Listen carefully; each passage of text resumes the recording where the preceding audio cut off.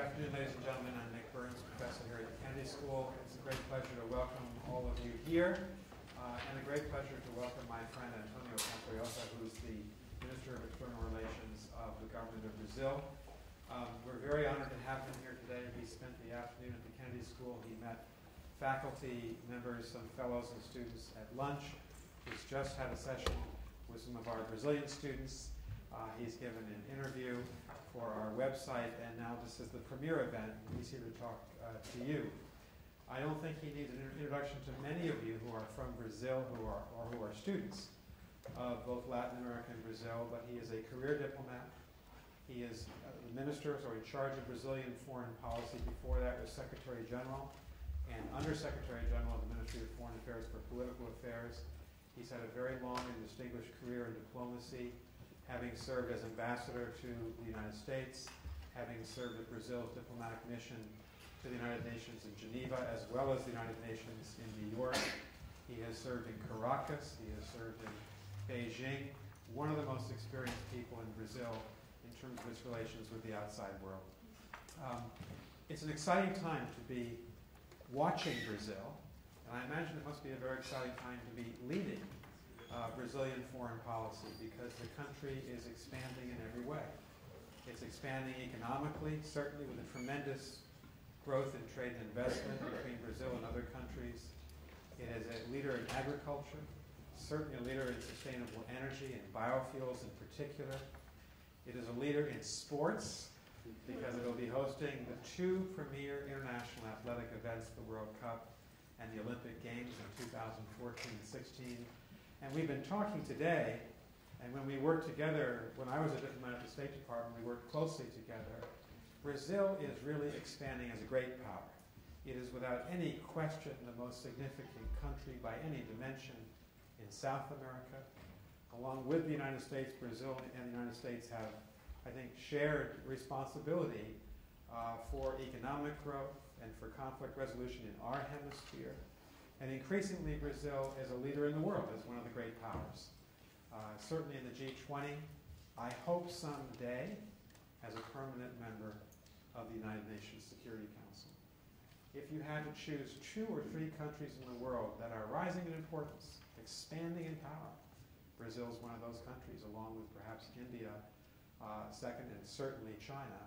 And so it's a country that we Americans need to understand better.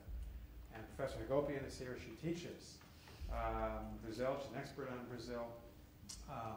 She teaches here at Harvard University. And we're very pleased that all of you, including my students in my Great Powers class, are here today. When Minister Patriota finishes his remarks, we would invite you to ask questions. We'll have 2 microphones, which will circulate for those questions. And my only requirement is that, especially if you're a student, you identify yourself by name, what you're studying here, so we know who you are, then you ask the question. Very important that question have a question mark attached to the end of it, and be brief as possible. So thank you very much for being with us. And again, I want to thank my friend, Minister Patriota, for his visit to Harvard and to Cambridge, Massachusetts today. Please join me in welcoming him.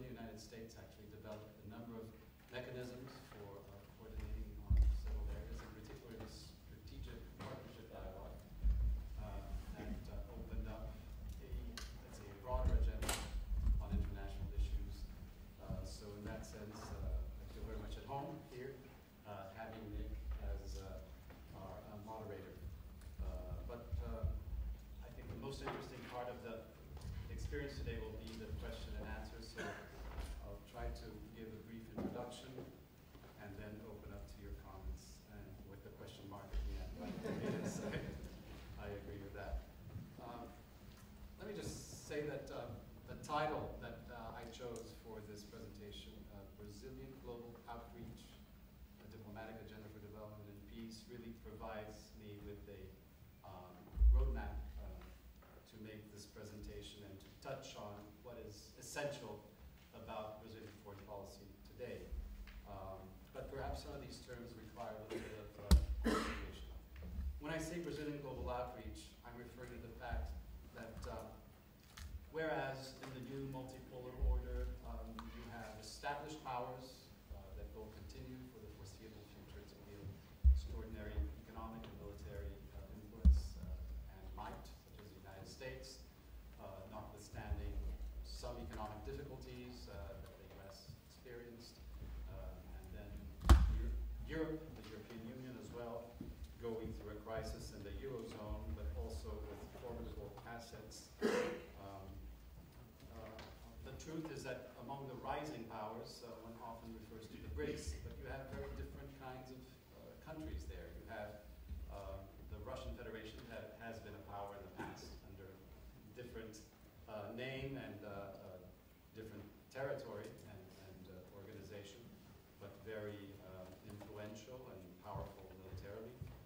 You have countries such as China and India that have been very old civilizations that in their own way wielded quite a bit of influence within their part of the world and beyond, and helped to shape the identity of many countries within Asia through the great religions and traditions that came from those countries.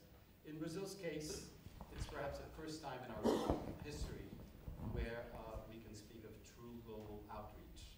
And there are some quantitative as well as qualitative aspects to this. Oh, I apologize. This is not working. But you are hearing, I hope. Okay, thank you.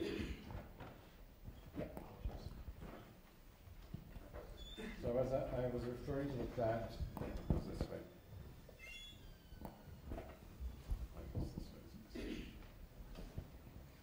That Brazil today can speak, perhaps for the first time in its history, of exercising true global outreach. I'm not saying influence, because there might be some areas where influence is present, others where influence yet has to be built, constructed. But there are some objective givens that are worth mentioning here. The fact that we have diplomatic relations with every single member of the United Nations, and even one state which is not yet a member of the United Nations, Palestine, namely, but we consider a state in our diplomatic system. I have an ambassador at Ramallah who is representing Brazil. The fact that Brazilian companies, businesses, are present all around the world. And it's quite interesting because as we open several new embassies in the past few years, in the past decade, the increase has been of almost 1/3 in terms of the embassies that we've opened. Today we have 139 and are among the countries that, for example, have the largest number of embassies in Africa, among the 6 or 7 countries most present in Africa. But very often when we arrive, the government arrives at a place like Guinea, Conakry, or Malawi, we realize that there is already a Brazilian private sector presence in these countries. So what the government is doing is actually only in line with what other segments of society are already starting to do. But the other, well, let me also mention that not only have we enhanced our presence overseas through government outposts, but Brasilia itself, our capital, which is a young city that is not very easy to reach through air travel, as many of you who may have tried arriving in Brasilia, often you have to stop first in Rio or Sao Paulo. Nevertheless, a capital that today has the largest number of Arab countries or African countries, embassies in all of Latin America. So a development that has accelerated very greatly over the past few years.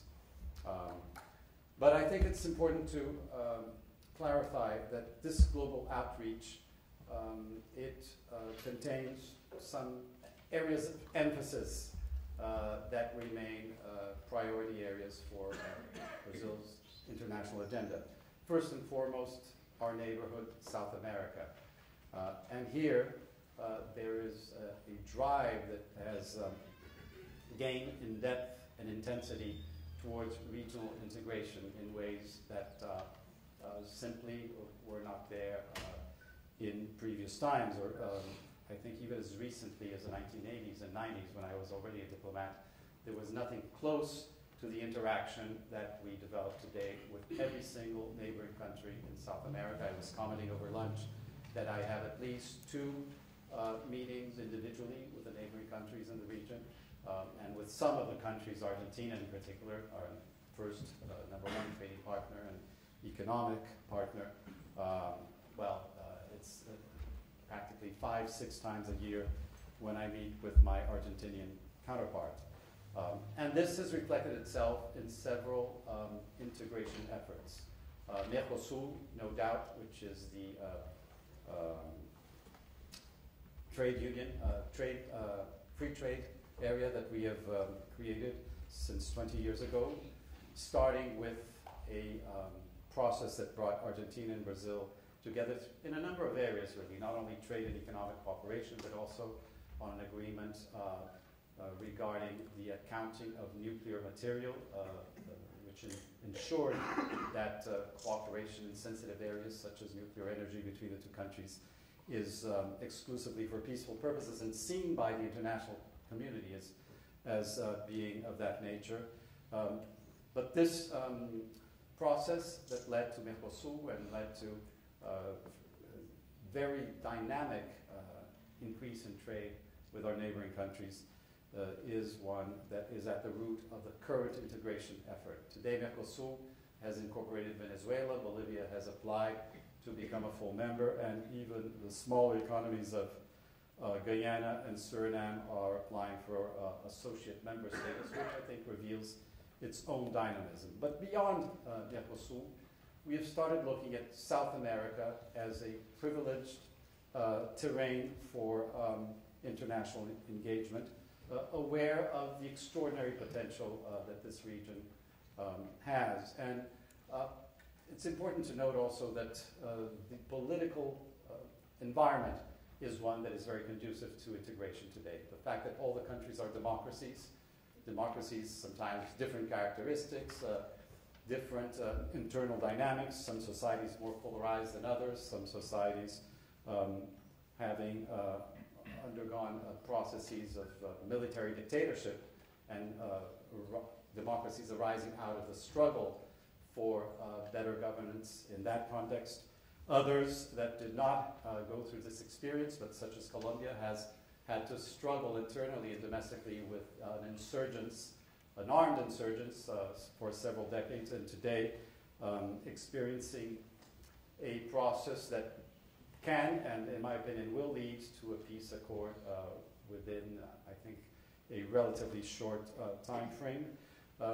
This political environment has favored greater interaction on trade, on economic cooperation, and in a variety of other areas that previously had been kept outside the agenda in ways that are truly transformational, I would say. Defense is one, where we have a defense council within UNASUR that allows for transparency and accounting of expenditure, of purchases, of plans for military modernization. Another area is observation of the electoral processes.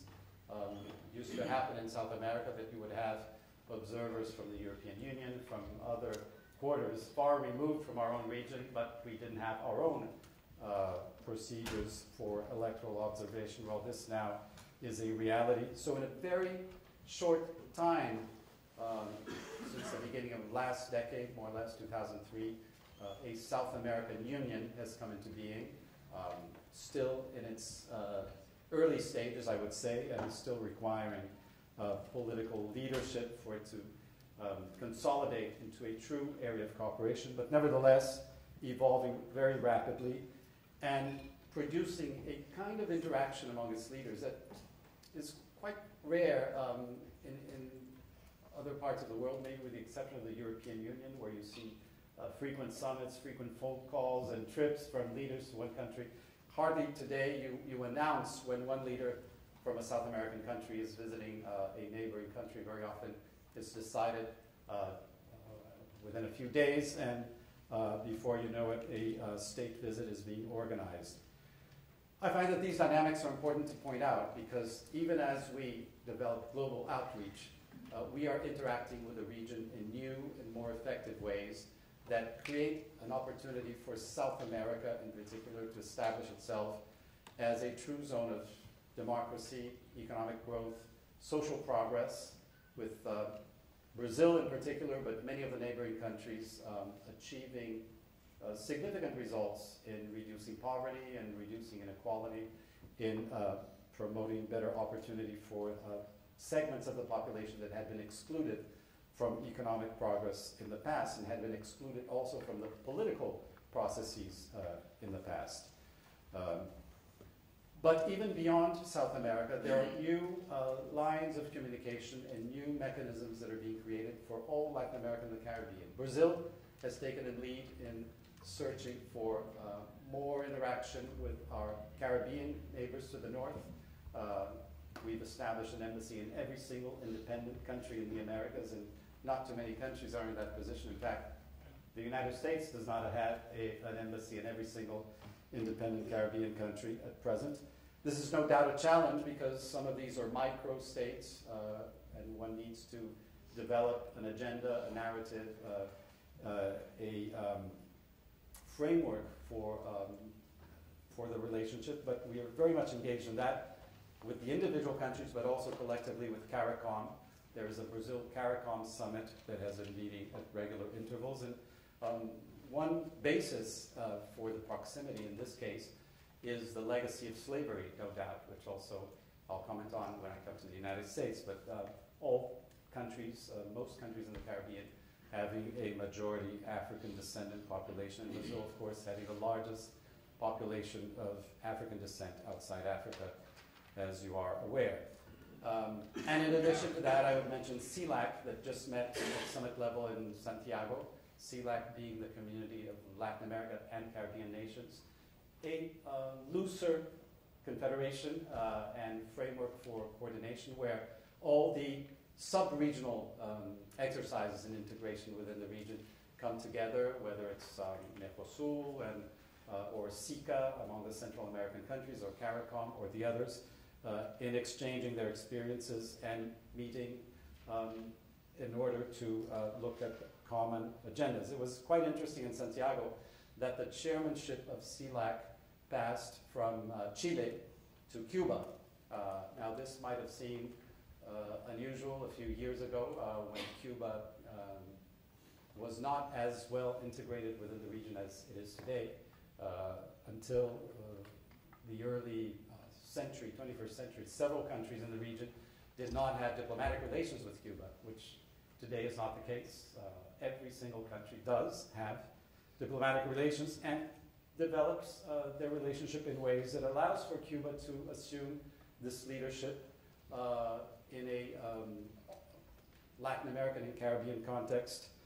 In itself, I think, is significant development because this could not have happened within the OAS, which is another hemispheric-wide, in this case including Canada and the United States, framework in which we, of course, participate, and but which has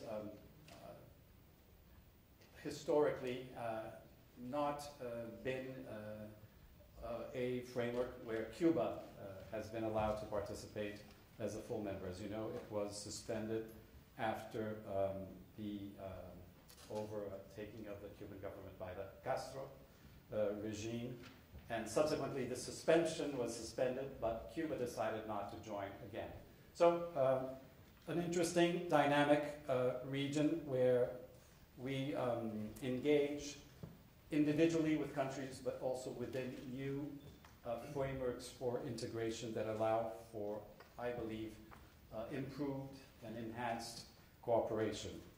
As I was saying, when we look at South America in particular, we have an opportunity, a historic opportunity, to truly develop as a region of peace, free from weapons of mass destruction, free from conflict, democratic, concentrating on the big challenge which still represents for most of us, if not all of us, the reduction of poverty, education levels that are still insufficient, as well as many other areas such as logistics, infrastructure, in particular competitiveness being an important challenge also for Brazil individually and for those who have an industrial base. Competitiveness, given the very competitive nature of economies in Asia as well as in the developed world that represent a challenge to our next stage of development. Hence, the great importance that we've been attaching, and President Dilma Rousseff made this point when she was here at Harvard in April of last year, in science, technology, innovation, an agenda that we are looking at very closely with a number of partners, but in particular, highly developed countries such as the United States. And you will have heard of the program Science Without Borders that has brought to this country close to 3,000 students, and probably the number will continue to increase. Well, having spoken of our global outreach, which is a historic novelty, places a lot of responsibility on the ministry that I run, including in terms of developing the human resources to staff these embassies, to learn the languages, to be able to interact on a global scale. Having spoken of our strong regional anchor, I would next speak of the fact that we are very attentive to the accelerated pace that the international system is undergoing. In particular, as regards the distribution of geopolitical and economic power. And recently I was at the Munich Security Conference in Germany, where for the first time the Brazilian foreign minister was invited, by the way. It's a very North Atlantic kind of event, but where I had the opportunity of commenting that everyone is aware of these accelerated changes, of the fact that the world is becoming more multipolar. The degree to which that is true sometimes varies according to the analysis. But one aspect which I found interesting that came out in the National Intelligence Council's latest report that came out here in the United States is that what observers may have underestimated is the pace of change. The pace of change is actually quicker, more rapid, and it places a big responsibility on foreign ministries because one has to react, respond, to anticipate this evolution. We have become the 6th largest economy in the world. By mid-century, according to some estimates, China could be the first, India the second, United States the third, and Brazil the fourth. But a fourth in a very different environment where the third economy, the United States, in fact, has a much higher per capita income than the other four. So a world in rapid transformation with very new specific characteristics, and where we believe that we need to interact not only with the established powers in ways that are mutually beneficial, but that address some of the specific challenges that Brazil confronts, in particular, as I was mentioning, on the science, technology, and innovation front. Hence, the importance given to the relationship with the United States, a country with which we have a long history, but where I think the level of maturity that this relationship has attained in recent years is a novelty and is an aspect that we would like to consolidate as a new administration. Well, the same president or a new Secretary of State from this state, Massachusetts, with whom I have already spoken last week, and I'm sure we will develop a very productive relationship. But here the challenge is precisely this one, of consolidating the achievements, keeping a mature dialogue on world issues, and trying to develop an agenda that looks into these scientific and technological areas where we have not, perhaps in the past, cooperated as intensely. And I'm thinking even of areas that in the past have been considered sensitive, such as space technology, where we are looking to reestablishing a high-level dialogue, among others. And when one looks at established powers, obviously the European Union being another bloc, as a group, the #1 trading partner for Brazil, a group that is undergoing some difficulties at present in the Eurozone in particular, but with tremendous strengths in its academic institutions and its industrial capacity. Very important investors in Brazil as well, and indeed a strategic partner with which we have been meeting at summit levels at annual intervals. In fact, there was a meeting just recently in Brasilia involving the President of the European Council, the European Commission, looking over a broad agenda. But maybe more innovative and groundbreaking for Brazilian diplomacy has been the establishment of some coalitions that incorporate rising powers or powers that today are grouped together as emerging powers, such as the BRICS group. As you're all aware, the BRICS was initially an analytical tool developed at Wall Street by an economist.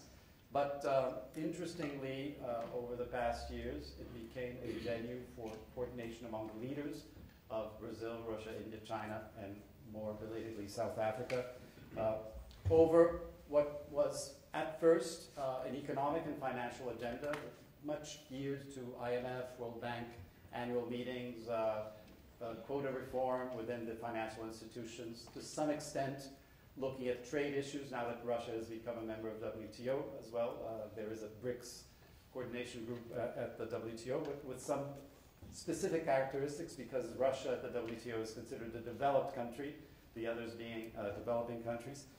And but as the summits succeed each other, and this year the BRICS will be meeting at Durban, South Africa at the end of March, it's interesting to see how the agenda is expanding. It's looking at sustainable development issues. Again, on sustainable development, the overlap is not complete, with a subgroup within the BRICS called BASIC that brings together Brazil, South Africa, India, China, coordinating more intensely, and Russia having a slightly different position, as you know, as regards the Kyoto Protocol and global warming issues in particular. But nevertheless, being part of the agenda, as well as some political issues, Israel-Palestine, Syria, the Arab Spring, and so on. If you look at the communiques that come out of the BRICS summits year after year, and they only started meeting at summit level in the middle of past decade, you will see that the number of items and the number of paragraphs is expanding, and the areas that are included therein also, as is the agenda of inter-BRIC cooperation. Today there's talk of the establishment of the BRICS Bank, which may be ready for signature. The statute of the bank may be ready for signature next year, we imagine, when the summit will come to Brazil. There are other initiatives bringing the private sector, stimulating trade, stimulating people-to-people contacts, as well as contacts between ministries from a variety of areas: agriculture, health, education, among the BRICS. Another interesting coalition, which is here, a diplomatic initiative and not the product of analysis by an independent thinker that happened to be maybe ahead of his time and perceiving a global trend that indeed proved out to be correct, is the IPSA group, which is a subgroup within the BRICS. And it was created at the inauguration of President Lula when he first was elected in 2003. So this is a group composed of India, Brazil, South Africa, three large democracies from three developing areas of the world that have been meeting at summit level, and in this case joining in a variety of ways that is even more ambitious perhaps than the BRICS, or has in the past been looking at other areas such as promoting development. There is an IPSA fund in particular where the three countries have been contributing, and it is administered through the United Nations Development Program. And this fund has helped to assist the certain development initiatives in countries like Haiti and Palestine, in Sri Lanka and Laos, among a variety of other recipients, in a rather unprecedented and innovative demonstration that in the South-South cooperation world, there are some countries that are willing to do more, and Brazil, India, South Africa assuming greater responsibility in this respect. Well, With these brief remarks, I will have given you an idea of what I meant by global outreach. The global outreach, of course, includes very strong presence of Brazil in Africa, in the Middle East, in Central Asia. With Africa in particular, we develop a very multi-focused agenda, not only on political dialogue, but on capacity building and technical cooperation. We are relatively modest when it comes to technical cooperation in terms of the financial resources, but we've been trying to use the limited resources we have to the best of our ability by partnering sometimes with third countries or with UN development agencies, or simply by promoting a kind of capacity building where what we're doing is essentially inviting experts from a variety of areas, agriculture, rural development, public policy, from developing countries in Africa, the Middle East, or elsewhere. They come to Brazil, they do an internship, they become acquainted with some of the policies that have been working for us in terms of poverty reduction and rural development, among other regions, among other areas. But no doubt much more can be done.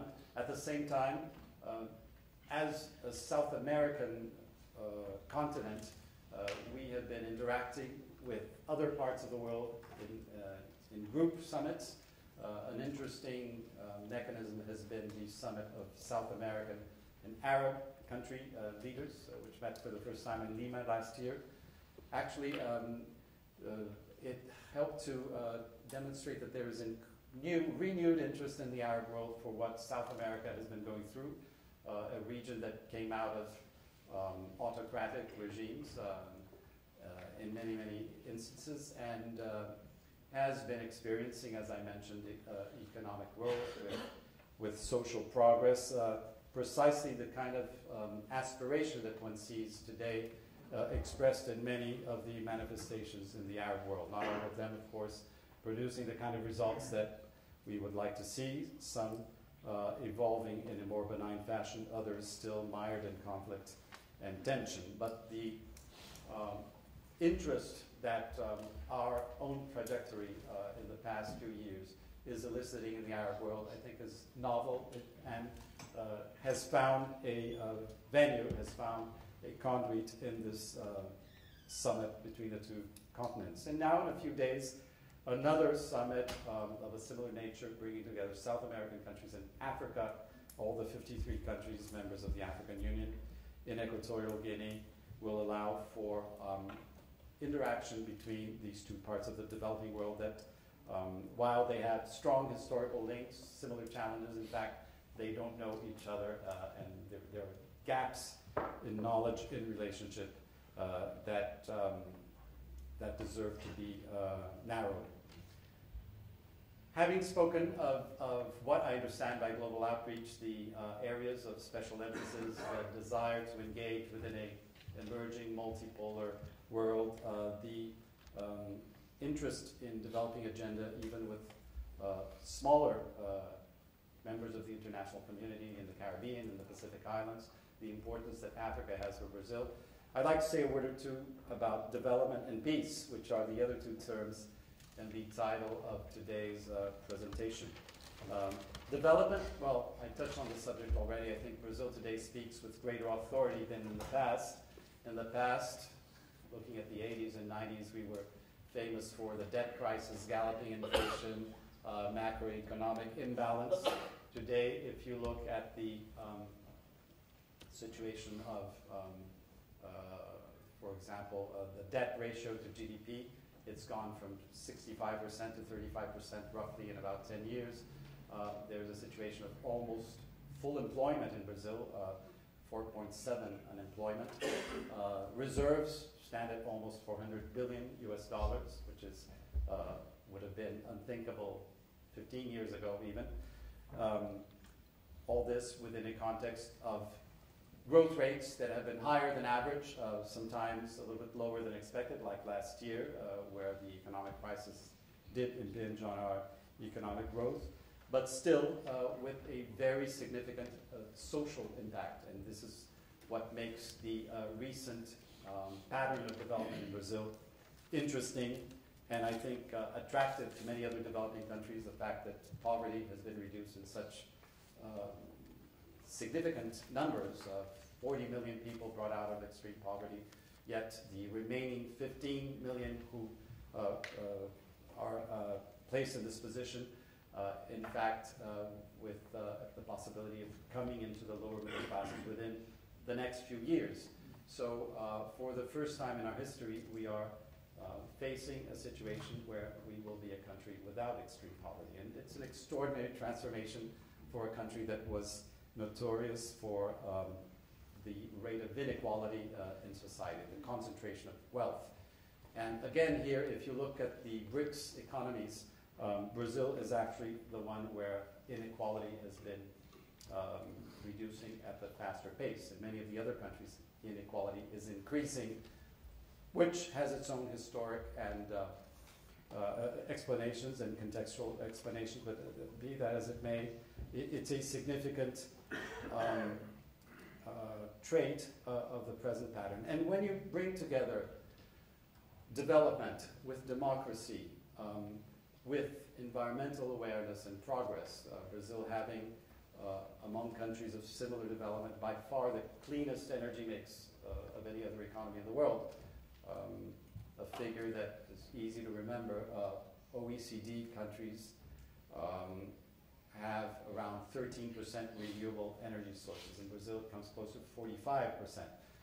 All this put together, I think you have a model for development which is credible and allows Brazil to take a leading role in discussions on the future of development. And this is precisely what took place during the Rio +20 conference that was hosted last year in Rio, where we were looking at the concept of development for the future years, and the document, The Future We Want, that was a consensus document, agreed to at Rio, placing the eradication of poverty at the center of sustainable development. This, again, very much keeping in line with our own experience, with this idea which now seems acceptable internationally and almost a consensus idea, but even 15, 20 years ago was not a widely accepted idea. Namely, that one doesn't grow first and promote social progress later. One does the two things at the same time, and there are countries where this is taking place and where the results are encouraging. And finally, the idea of peace, which is one that we link very closely to the idea of development. It's not difficult to see when you look at the agenda of the Security Council, the many situations that are brought to the attention of the United Nations in terms of conflicts, of wars, of situations of instability in the developing world and countries with highly vulnerable economies and with populations living under strife. So there's an argument to be made about promoting development as a means to achieving more stability and more peace in many parts of the developing world. But I think there's another argument that's equally important, and that is that historically the major threats to peace, whether it's on a regional level, whether certainly on a global level, came not from small, vulnerable economies of the developing world, but certainly came from highly developed, highly armed countries, and countries with a big accumulation of weapons, weapons of different nature, be they mass destruction or conventional weapons. And again, here, I think the profile that Brazil presents to the international community is one of strong commitment to peace. First of all, in its neighborhood, we haven't had any conflict with any one of our 10 neighbors for 143 years since the end of the Paraguayan War in the 19th century. Of course, we participated with the Allies in World War II, but it was a different kind of effort outside the region.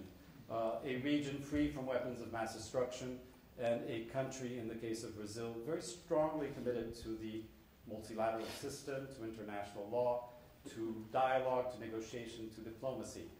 So as we witness a world in accelerated pace of change, with new actors coming to the table, participating in discussions on all issues of global concern, Brazil brings a very specific sui generis profile as a country committed to development, committed to peace, committed to a cooperative multipolarity that might ensure the conditions for us to concentrate on, well, the challenges that are of true global concern. Eradication of poverty, climate change, sustainable development, a governance system that truly works. And I will conclude speaking of governance because for us to experience a more cooperative international system where multipolarity becomes a platform for better cooperation, we need improved governance mechanisms. In many instances and areas, this is already starting to happen. If we look at the WTO with the Cancun Conference of 2003, a G20 for trade and agricultural issues in particular was established that helped to democratize to some extent the procedures at the WTO. The WTO having been for many years the province of what used to be known as the Quad, United States, European Union, Japan, and Canada, that took the main decisions, and then the other participants were left to, let's say, make remarks or to comment or to alter these understandings very much on the margins. Well, no longer the case today. The same could apply to the economic and financial arena, where the G20 has overtaken the G8 and the G7. G7, G8 continue to meet for some reason, perhaps because the transition has not been complete yet. Well, I guess this also makes the BRICS more eager to meet in anticipation to the G20 summits. Being that as it may, since Pittsburgh, and the United States played a leading role in this since the G20 summit at Pittsburgh, it has been considered the premier location venue for cooperation on international financial and economic issues. But then, when it comes to peace and security, we face a lasting challenge, which is Security Council reform. And I'm very grateful to Ambassador Burns, Professor Burns, I guess I should call him here, for having mentioned, the possibility, the prospect for a more representative, and we believe more legitimate, more effective Security Council with the presence of new permanent members. Of course, when you look at the possibility of new permanent members, I think Brazil has a convincing case, at least, for its aspiration, which is based on not only its own position in the world, its track record, its commitment to the system, but also a readiness to assume greater responsibility that is very present in today's global outreach and diplomatic agenda for development and peace. Thank you very much.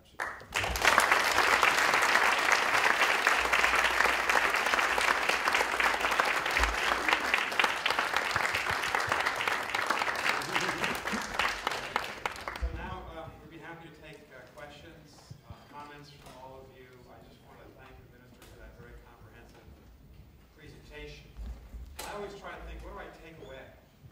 So here are a couple of takeaways I have. This is an enormously transformative time for the Brazilian people. Their country is changing in many, many, many ways for the better as we speak. So I think it must be a very hopeful time for Brazil. Second, the whole global balance of power is shifting, as the minister has said. These institutions that we created at the end of the Second World War, they're important as the superstructure for what we call the international community, but they need to be modernized, and the newer powers, countries that now have global and regional power, need to be part of it. The minister spoke to that, and I certainly would agree that's a major, major objective for all of us. Third, you have the symbols of leadership in the 21st century, from the Olympic Games in Rio, from the World Cup. This morning, His Holiness Pope Benedict made a very surprise announcement. He would be stepping down. Is it time for the College of Cardinals in the Vatican to consider an African pope, a Latin American pope? And I think our right is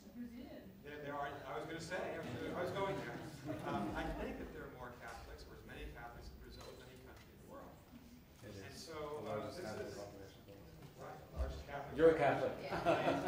So this is a very exciting time for all of us who admire Brazil, who study it, and the students in my class of great powers here, we're studying Brazil among the other great powers this semester. So I'm interested to see what all the students have to say about this. We've got two microphones.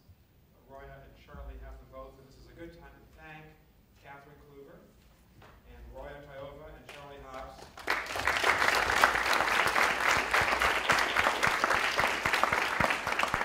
We're running our future diplomacy project, and the minister is here under its auspices. We'd like to ask the first question. Yes, right up to the back. Yep. Just wait for the mic to be there. Good afternoon, Minister Antonio Patriota. Thank you for coming here and giving us this view on Brazilian outreach and global. My question is regarding cooperation to prevent cyber terrorism. You mentioned that Brazil is doing a lot of types of cooperations with social, political, and economic. I was wondering if there is any type of cooperation with the United States to prevent cyber terrorism. Thank you. Well, maybe I'll take a few questions and then answer them together. 4 or 5. Yep, over here, Charlie.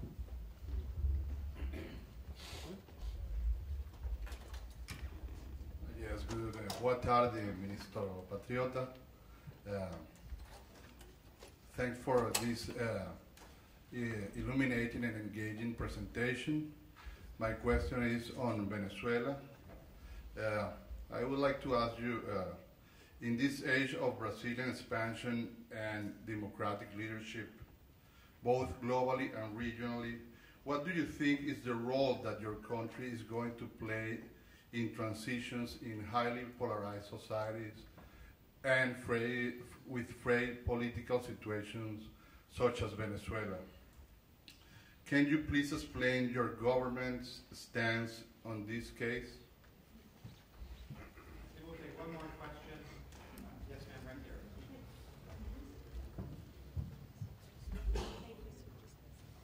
Hello, Mr. Minister. My name is Halima Tuhima, and I'm an MPP here from Niger. We really appreciate the presence of Brazil in many of our countries because it brings in competition, and competition brings out the best out of people. So we really do appreciate that you're there. I was just wondering if you were in a room with prime ministers from ECOWAS, the Economic Community of West African States, what would be your key points, talking points? What would you tell them and why? Okay, well, let's start with these three. On cyber terrorism and whether it's an item in Brazil-US agenda, I'd start by saying that we've taken up, again, and this was the result of the latest trip to the United States by President Dilma Rousseff, a high-level defense cooperation mechanism between the two defense ministers. So Minister Salsomaí on the Brazilian side met last year with what then was Minister Leon Panetta. This really was a interesting return to dialogue in an area where there had been no specific mechanism since a security treaty was denounced by President Geisel back in the 1970s at the time, for reasons that today would seem rather incongruous, because it was felt that the U.S. was interfering unduly in Brazilian affairs through a human rights perspective.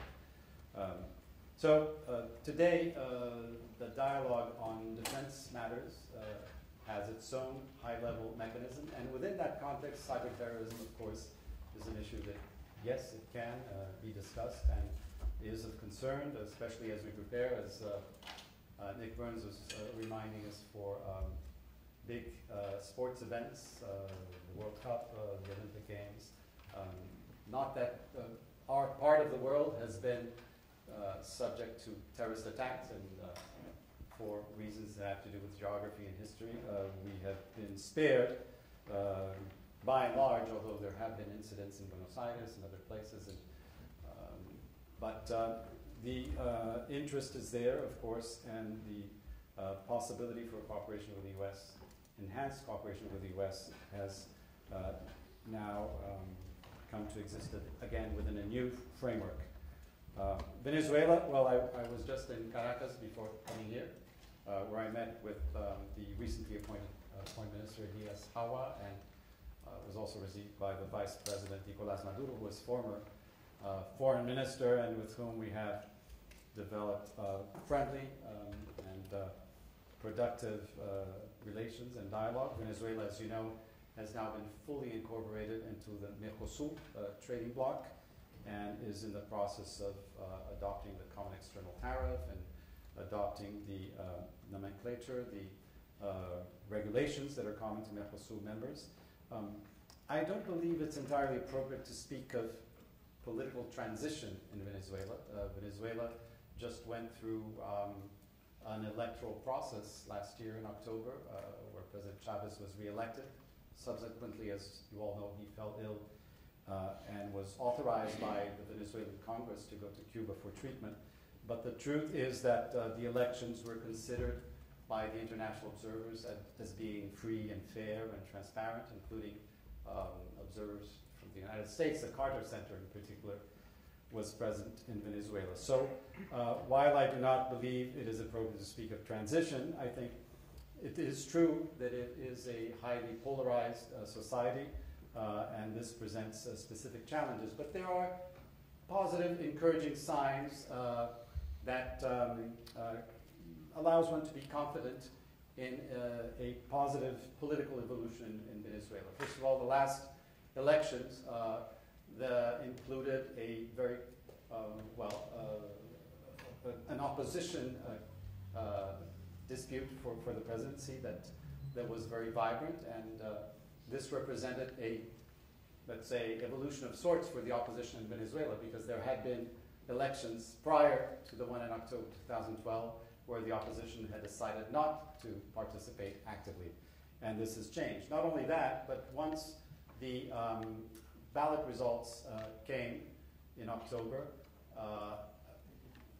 the opposition conceded victory to President Chavez in a very timely way, and the elected president, Hugo Chavez in this case, re-elected, also reached out to the opposition leader, Mr. Capriles, and called him and thanked him for accepting defeat and recognizing his victory. These are signs of mature democratic societies, and I think they bode well for the future of Venezuela. Of course, they are now experiencing an unusual situation of a president who has just been re-elected and who is facing a very serious illness and having undergone a life-threatening operation. This is, I think, the expression that applies here. And with the Venezuelan public understandably very apprehensive about what will take place in the future weeks and months. But as I stated during my visit in Caracas, as far as the Brazilian government is concerned, we have full confidence in the strength of Venezuelan democracy and of its institutions. To react to the question from our friend from Niger, I'm very pleased that Niger is a country that is opening an embassy in Brasilia. Yes. In this case, there are several different models here. Sometimes we take the initiative, but in this case we haven't yet opened a presence in your country, but I hope that this will happen soon. There is great interest from Niger in the social programs that Brazil has developed, and we are already cooperating to some extent, I think, in sharing experiences and looking at rural development projects, for example. Now, what would I do if I participated at the ECOWAS meeting? It's difficult for me to say, not being a country in West Africa, but we do engage very actively with ECOWAS. In fact, I was looking the other day at the map, and I believe we have embassies in almost every ECOWAS member at present. So a strong presence in West Africa. What I think I can say what my aspiration would be if I came from Niger and from an ECOWAS country, the same as what I desire for my own region, which is democracy, political stability, for us to concentrate on the real priority, which is affording the largest possible number of citizens the best possible livelihood. And that involves social programs, that involves improved education, that involves health programs that are effective. And that also involves, I think, looking at the rest of the world and engaging actively with partners that can provide this kind of input.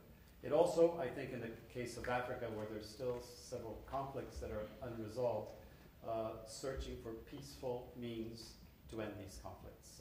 We're very skeptical in Brazil of the use of force, of militarizing situations unnecessarily, especially. The unintended consequences of military intervention are there for all of us to see in Northern Africa, and can be, in the end, an element of the introduction of more instability or repercussions that are highly unpredictable. So I guess that my last suggestion here would be to place all your emphasis, all the possible emphasis on negotiating capacity, on diplomacy, on resolving conflicts through peaceful means. I think we have time for about 3 more questions before the region has to leave.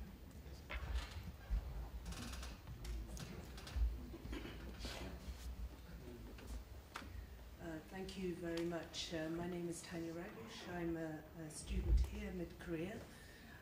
Formerly, I was a diplomat at UN, and I was involved in the Rio +20 process as a bureau member. So I'm eager to ask something about sustainable development.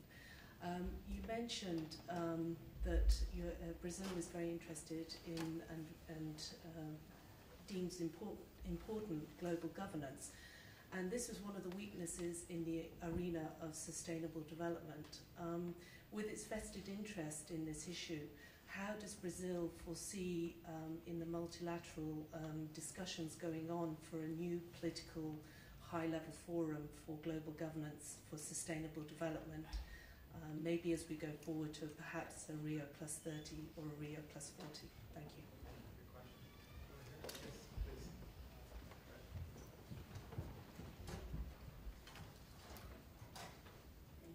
My name is Liz Martin.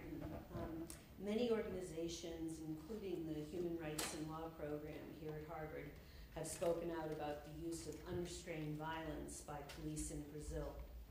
With the international community visiting Brazil for the World Cup and the Olympics, it's a wonderful opportunity for Brazil to take a leadership role in terms of police reform in South America. What are your thoughts about police brutality and the opportunities ahead for reform in Brazil? All the way to the back. Thank you. My name is Michael Law. I'm an MPID student here at the Kennedy School. Thank you very much for your presentation. Towards the end of your presentation, you mentioned about the role of Brazil in G20. I just want to ask a question on the global currency war, which is one of the terms coined by, first used by Brazil. What would be your view on the current global currency war, especially ahead of this week G20 meeting? Thank you. Shall we take 2 more, just so? Sure, just to be really democratic. Yes.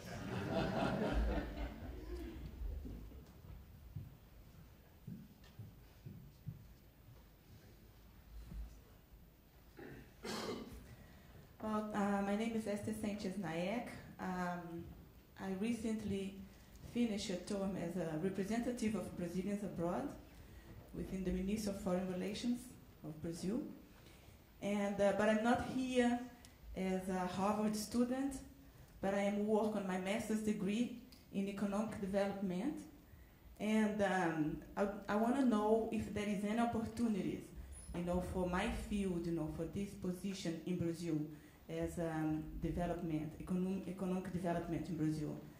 And secondly, I wouldn't miss the opportunity to mention about the Brazilian community abroad. We are plus or minus 3 million Brazilians abroad.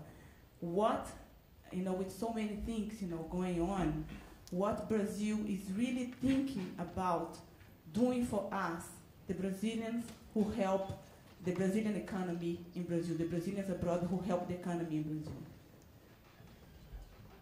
Just pass it down. Okay. We'll do two more quick questions here, and then last question.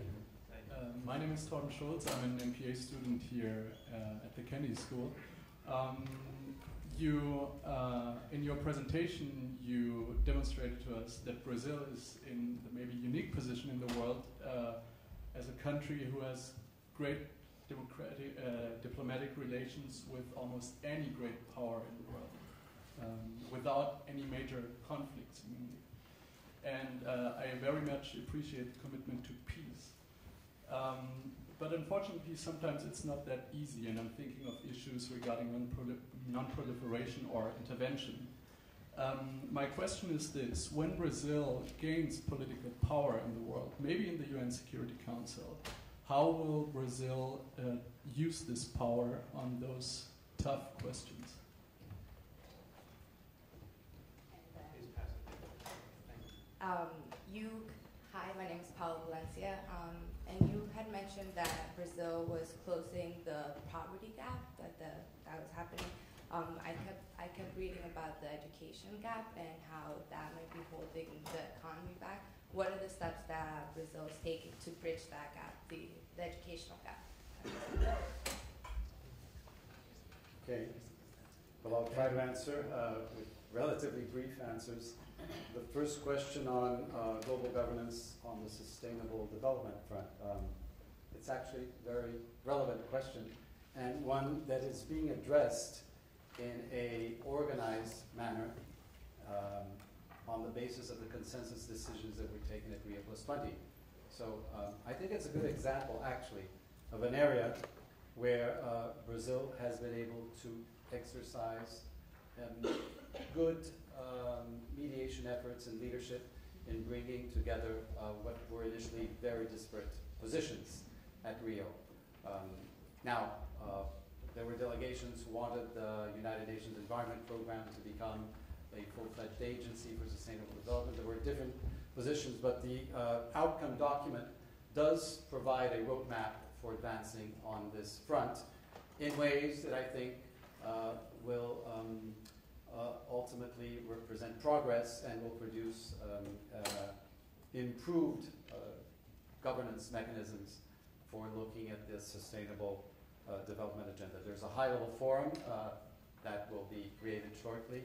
There is the group on the identification or negotiation of the Sustainable Development Goals that has now been created. And UNEP in Nairobi has now become an agency where membership is universal. So that also opens up new avenues for improved governance.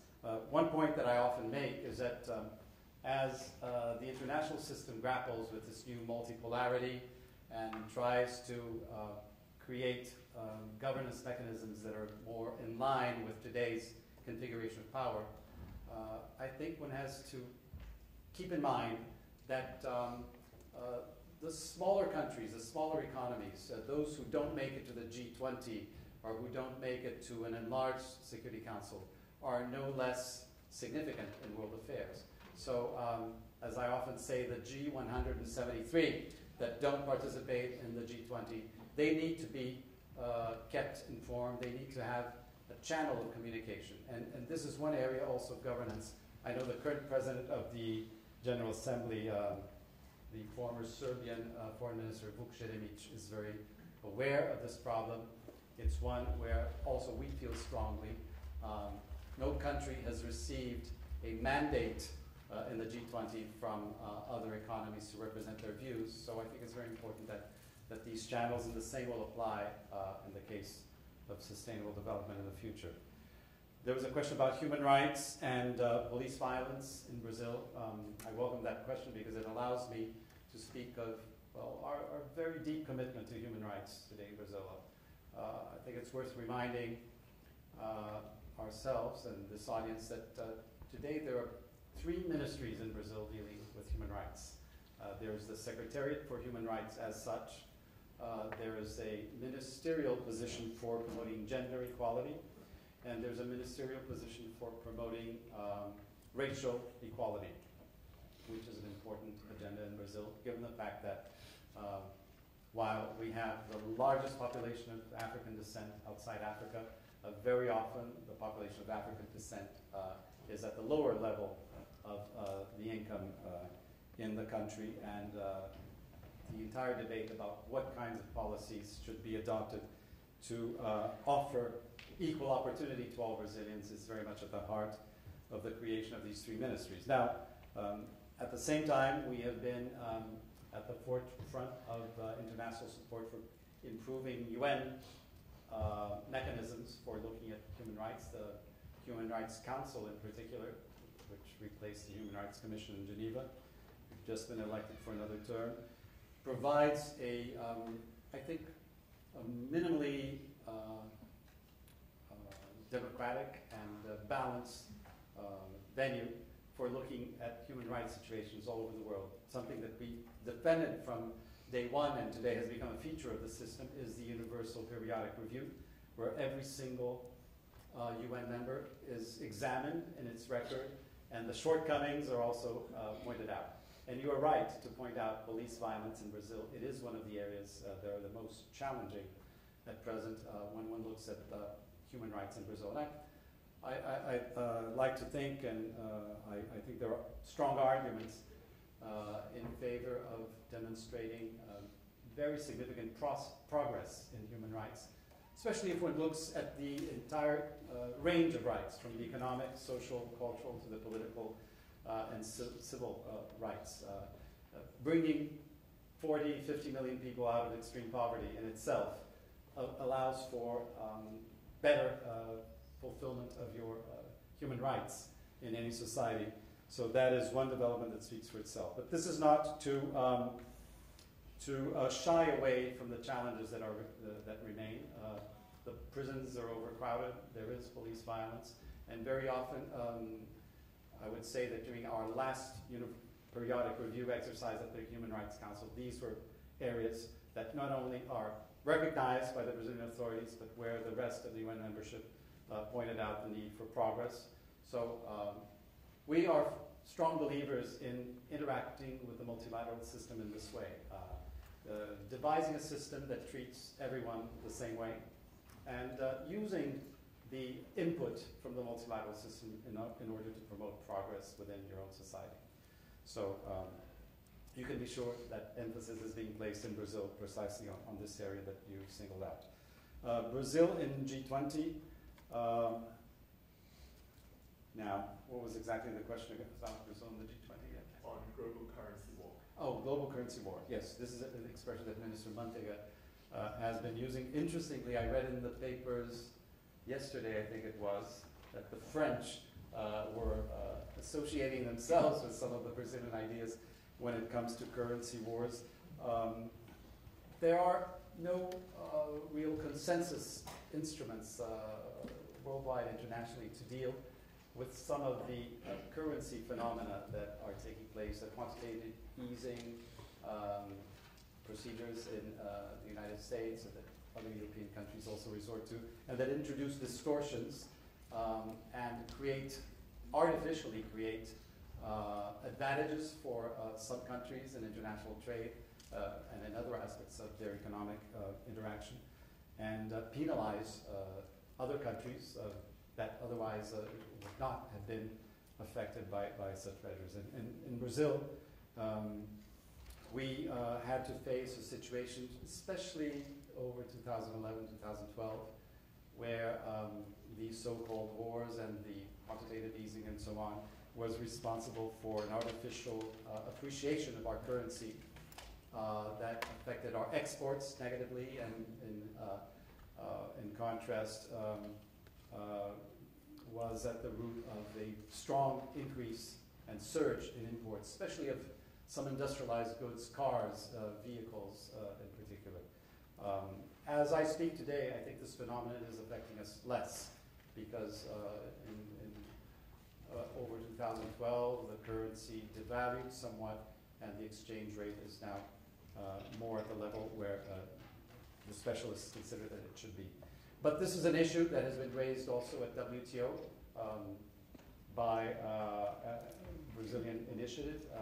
There was a consensus at WTO that it was worth discussing. What there is no consensus on is how to deal with it and where to deal with it. So I guess the discussion will be ongoing. Representatives of Brazilians abroad, we highly value your work.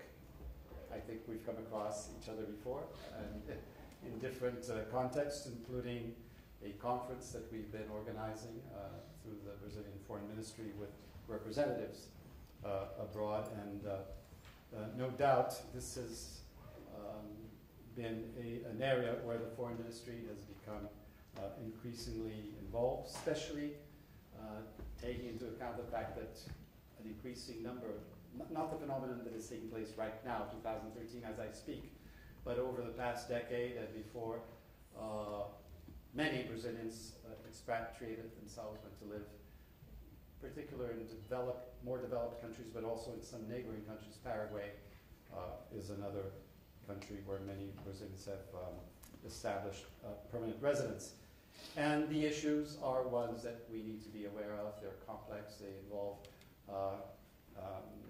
new challenges in many respects, because we are historically a country that received immigrants, not that produced immigrants. And how to deal with this challenge? Well, in one way is creating a larger number of outposts, consulates, and if I'm not mistaken, you're from Connecticut originally? Yes. Hartford. Yes. So very precisely. Yes. Well, the community of Brazilians living around Hartford now has a consulate, which we just opened in Hartford, I think maybe about 5-6 years ago, to precisely to look at their requirements and demands and try to respond in the best possible way. Of course, there are many opportunities for development economists in Brazil, so I would encourage you, once you conclude your studies, to look for opportunities in Brazil, but I'm sure there are many other opportunities also in other developing countries where an increasing number of Brazilian economists actually are being sought. Non-proliferation, intervention, how will we use our influence or power? Well, I think the simple answer, but this is a complex subject, the simple answer is by placing very high emphasis, as I mentioned to our friend from Niger, in dialogue, diplomacy, negotiation.